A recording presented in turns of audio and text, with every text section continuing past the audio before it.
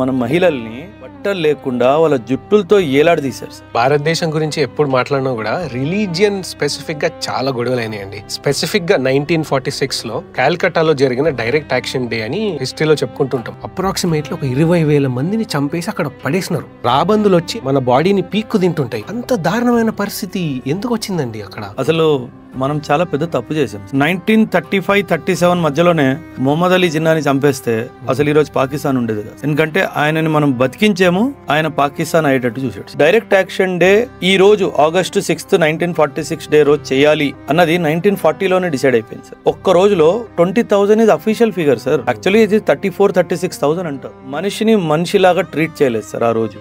అంటే బుచ్చరీ షాప్స్ ఉంటాయి కదా, ఆ బుచ్చరీ షాప్స్ లో మన మహిళల్ని బట్టలు లేకుండా వాళ్ళ జుట్టులతో ఏలాడదీశారు సార్ అండ్ నిలువుగా నరికేశారు. ఈ షార్ట్ కాంటెంట్ ని మిస్ అవ్వకుండా ఉండాలంటే వెంటనే సబ్స్క్రైబ్ చేసి షేర్ చేసేయండి.